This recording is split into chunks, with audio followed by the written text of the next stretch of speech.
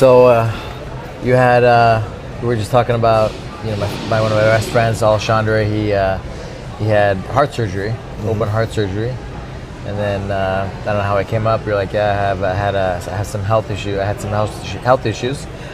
You want to tell me about it? Tell us about it. Yeah. What actually happened? So in 2017, I had an aortic aneurysm started to dissect and tear, which basically means like you're dying right on the spot. So I was at home one day. It was my day off actually, and I felt like an intense pressure in my chest and go up into my neck, almost like a water balloon. Yeah. And that was my aorta ballooning up and starting to tear. And I didn't know what was the matter. I was actually in training camp for the no-gi pan, so I was in really good shape, and I thought maybe I overworked. I thought I pulled a trap, is what I thought at first. So I didn't even immediately be like, oh my God, like something bad's happening. So I tried to rub it out. I even jumped in the shower, took a hot shower. Something was off though. Yeah, but something was off, and I knew that after about 10 minutes I started feeling nauseous and everything like that, and I was like, man, something's bad, I need to go to the doctor. And nobody was home except me and my son. So he was like, I don't know, he was about, I think he was like 10 years old at the time. And so I just went downstairs and I grouped him up and I said, hey, and it just out of coincidence, I just happened to live right across the street from the hospital. So we didn't even really have to drive over. Like I just ran across the street and just went into the emergency room. And I was waited in line and everything. And the nurse behind the counter was like, she could see I was in distress. So she was like, do you need help? And I was like, I kind of passed everybody and I was like, man, I don't know. I feel like I might be having a heart attack or something. I even whispered it because I was like embarrassed to say I was having a heart attack. And she was like, oh, I'll come back. So they hooked me up to some portable machines. They scanned me out.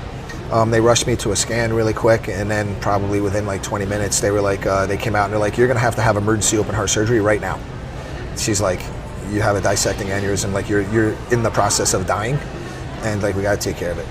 And I was like, Jesus, really? Whatever. Nobody knew I was there because Sarah was at the academy. We didn't have a front desk person at the time, so we could call, and nobody was answering. Yeah. She was in the kids' classes, so I was at the hospital having this emergency open heart surgery, like life or death. Nobody knew where I was. My son is 10. They just took him. It was crazy. Yeah. And so they took you into the emergency room? They told you were gonna have, I don't really remember. I don't really remember much after that. I'm sure they figured out, you got a hold of Sarah and yeah, eventually they got a hold of her and everything like that. And what had happened, like what I had learned in hindsight, or like after the fact, was I had the aortic aneurysm. It's funny because the hospital I walked into didn't even have like have an emergency cardiac center. It was just another coincidence that there was like this world-renowned heart trauma surgeon was visiting for whatever reason. He was there. Visiting Fargo, and visiting that hospital, and he was there. And he brought all his brought all his stuff, and he must have been doing some kind of helping him set up a program or something. Dr. Metcalf, I remember, saved my life, and he did my surgery and gave me an artificial aortic valve, magna valve, and I have a prosthetic aortic arch. Wow. So and it was an emergency procedure too. So they weren't it's a little different if you have they know you're going to do it, it's pre-planned, so they can set everything up and they can be gentle. But they would just threw me on the table, rip me open. They're trying to save my life. So they were pretty violent about it. So it kind of jacked my shoulders up, jacked my thoracic back up a little bit. There's probably no easy surgery. No, it's gentle surgery. It's hey, take it easy. Open you up. Yeah, right? 10-hour surgery on ice because they freeze your brain. So freeze your brain, freeze your body. Freeze your body, freeze your brain. It's it's just absolutely amazing what human beings can do. I mean, not even me going through it, but there's people that sat in an operating room for 10 hours, in basically like a freezer, doing this fine, meticulous work. It's amazing that people can even do that, but. So all these things, it was like a miracle. It was a miracle. Yeah, and then we're talking right now. Yeah, and then I had, I think I coded a couple times. There, they kept telling my wife that I wasn't going to survive the surgery, and then when I survived the surgery, I wasn't coming out of anesthesia. It was really bad, so they kept me in a coma for a couple days, and they kept telling my wife that I probably wasn't going to come out of the coma. And then when I started coming out of the coma, they told her that I was probably going to be brain damaged. So it was just nonstop, for her for 3 days, and just bad news. Yeah. And then I came out of the coma, and I was like, fuck, I got to compete in like 2 weeks. When can I get out of here? You know, and they're like, let's settle down. We'll tell you what happened first. And and like here I am. And as normal as you think this is, you know. Yeah. You're like, yeah, I had a health condition. I'm like, what are you talking about? Like, yeah, I had open heart surgery. Yeah, what's it called? What was the underlying cause? Yeah. So I had like it's an aortic aneurysm. Aortic aneurysm is what Aortic happened. aneurysm. I had an aortic aneurysm. Dissect. But basically there's like a tear, right? Yeah, that's when your artery, it balloons up and to the point where it just rips open. And that's it's very common. They call it the widowmaker. It's very common. Like a lot of people that are listed as MI deaths, it's probably an aneurysm. You know, it's like Arnold Schwarzenegger had the same thing. He had his taken care of early. That's what John Ritter died of. A lot of people think that's probably what happened to Elvis. It's not uncommon. And the underlying condition that I didn't know I had was BAV. It's called bicuspid aortic valve. So after he went in there and did it, he realized that my aortic valve was bicuspid, meaning normally the aortic valve has 3 flaps, so you get good flow. Mine only had 2 flaps. 2 of the flaps were fused together, and that's a genetic condition. I've been like that my whole life. The only thing, it was never identified. Okay. And one of the things about BAV is you have approximately 30 to 40% less blood flow, cardiac flow. Yeah. And also, because of it, like the wall of your arteries is weaker, protruding from the heart. So you're prone to an aneurysm. So anybody with BAV is prone to aneurysm. Putting like extra pressure. Yeah, because the wall is weaker, constantly, and the wall is weaker, and you're getting the extra pressure, so it's more likely that it's going to tear. So that's something to definitely get checked for, especially if you're over 40. But I didn't know I had that, which is, and generally living a harder life would exacerbate that. And I've lived a life of extreme fitness. I was an athlete my whole life. I played every sport as a kid. I was in the military. I was in elite units. I was in the 82nd Airborne. Did a bunch of hard schools. Yeah. And trainings. Then of course I lifted weights and got into jiu-jitsu and competed all the time. And I was just a very high-level athlete all the time. So just constantly pushing myself, which drives me crazy because I mentioned to you in the restaurant, I did all of this with 30% less blood flow than the average person. I was like, imagine what I could have accomplished if I had my full blood flow. I would have been a champion. But good thing you also would led a healthy life. Yeah, right? yeah, So yeah. Well, that did happen. Well, one of the things that allowed me to, in my opinion, I mean, this obviously, I don't know if this could ever really be proven, but I think one of the reasons why I survived this is because of this being in such good shape. Just a life of healthy living. I never really drank or did drugs. I was always healthy. And also because of that extreme lifestyle, probably pushed it up, happening sooner than later. Because what this normally happens when you're 70 and you just die because you don't survive it. That's what Alshon, my friend, was telling me. Yeah, so this normally happens. So he's probably in a similar situation. He's an elite athlete. He's done and everything, and it probably, and my military service and everything, it probably exacerbated the situation and pushed my timeline up to the point where it happened to me younger, but I was strong enough to survive it. So now it's just a matter of how do you live after? You know what I mean? Because obviously I can't go back to doing the things like I used to, so I had to have to relearn how I approach everything. What was your road back to your recovery? It was tough because there was really no roadmap. I didn't have anybody. I didn't know of anybody that had gone through something like this before. Yeah. Especially being an athlete and doing jiu-jitsu, and I had a very similar thing in 2002. I had the C5 C6 fusion in my neck.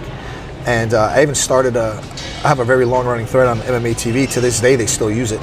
Back in 2002, called C5 C6 Q&A. Q&A, and C5 C6 Fusion Q&A. I was literally just on it a month ago, and there's thousands of posts on that thing. It's still running. Wow. And because I was told when I had my C5 C6 Fusion that I would never be able to train jiu-jitsu again.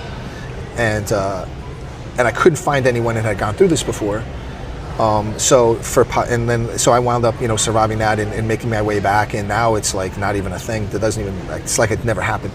But at the time, it was very traumatic, and I think that information needs to be out there for people afterwards. So like it was very for posterity. Like I mapped my entire recovery from that, and a lot of people still go back and use this, even though technology is much better now. And but the thing is, it's documentation that when this happens to people, you're not the only one. People have come back, from this, and you're not alone, kind of thing. Yeah. And when I had the heart surgery, it was the same thing.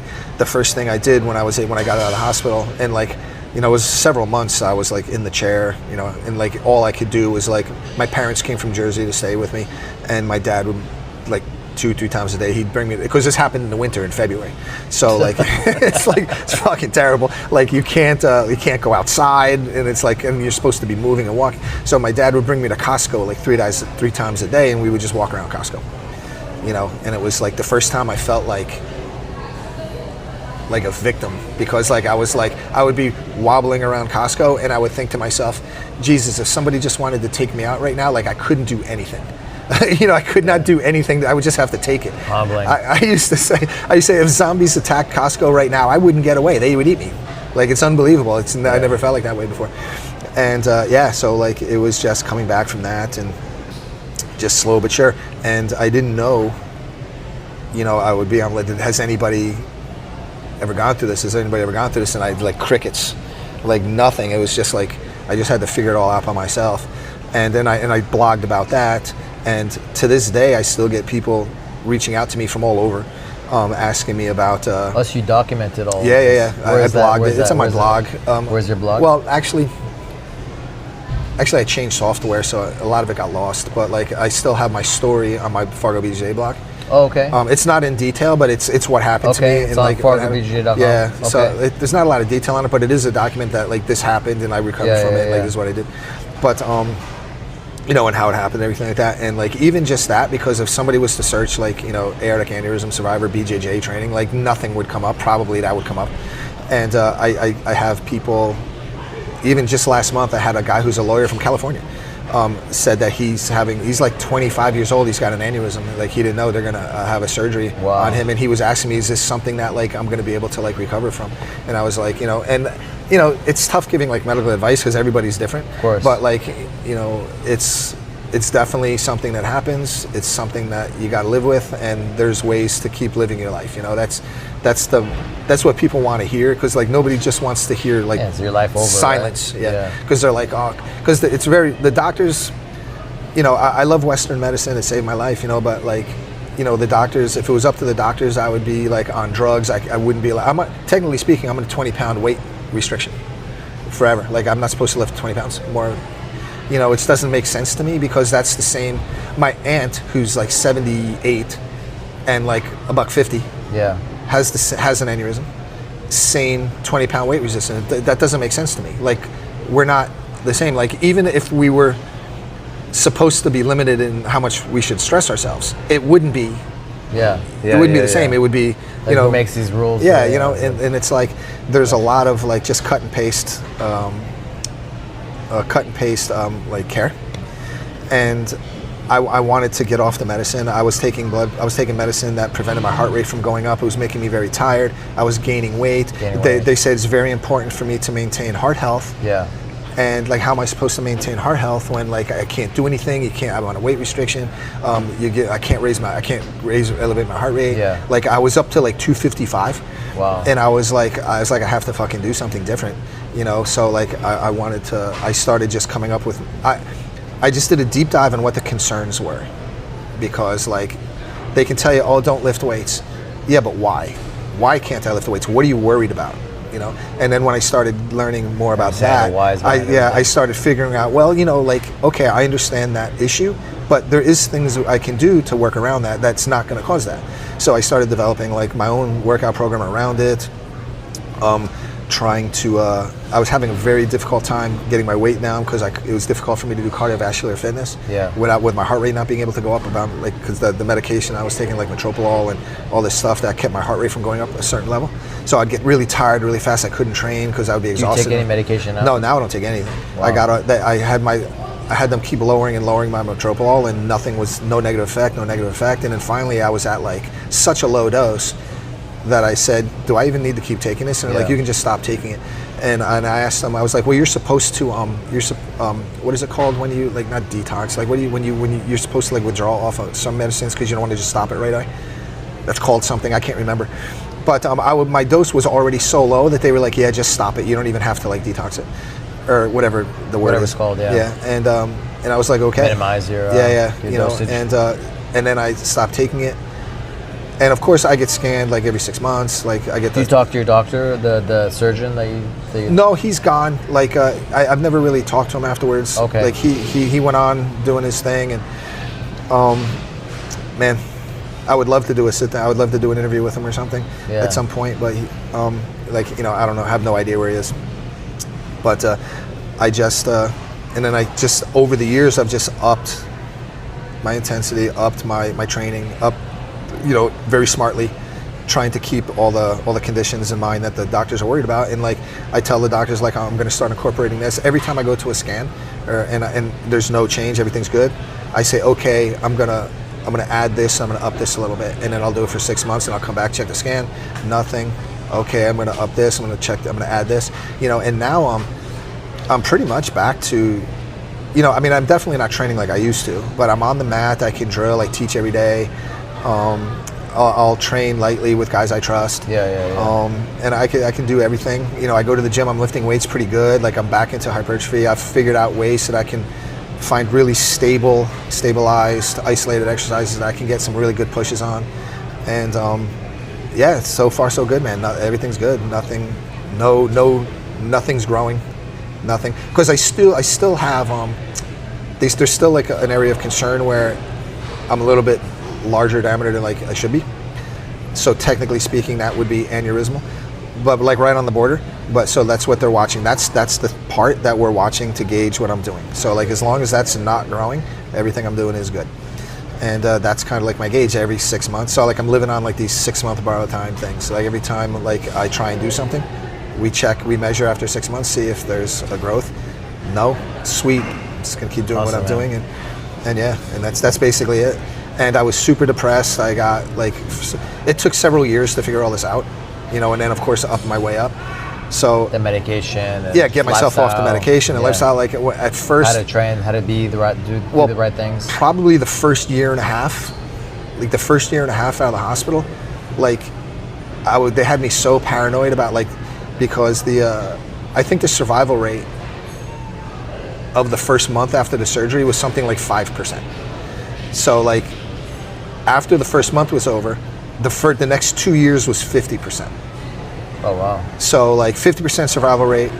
So first year after the surgery, it's 5% survival. First month. So after the surgery I had, they still think 95% chance you're going to die afterwards anyway. Wow. And then 2 years after, it's 50%. Something's going to happen. So I remember at my 2 year mark, we kind of had a little party. It's because after 2 years, it's 95% you're good. Wow. But that's for the average person that's not doing anything. I'm still trying to push the lifestyle. Yeah. So I'm kind of balancing the candle at both ends, So I don't want to I just don't want to be a lump. But I still want to live my lifestyle, but I don't want to push my luck either, Yeah. So I feel like I found a nice sweet spot now. I'm as active as I really want to be, and still healthy, and there's still no change in my condition. So I think it's a really good spot, and I'm happy to stay here. And there was another point I wanted to make. I just can't remember what it was. That's awesome, man. God bless, man. God bless you. Made it through to the other side, right? Yeah. For just sure. One being at the right place at the right time, with the surgeon being here. Well, a lot of stars had to line up. Stars and planets had to line up for everything to work, and it's amazing. I just happened to be in the right spot. The hospital was right there. The doctor just happened to be there. For whatever reason, I didn't die. It's didn't die before, didn't die during the Yeah. didn't die after. Yeah, 1 month after. Had good, within the first month? good cardiac rehab team afterwards. Yeah. Everything was good. Yeah, it's crazy. Glad, man. Glad you're on the other side. And, Yeah, and me happy too. we have you here. Yeah. I always tell my wife, it's like, it wasn't time. There's still something I have to do. I just got to figure out what it is. Here we go. Because obviously there's some reason why I need to be here still. So. Yeah, and the best is yet to come.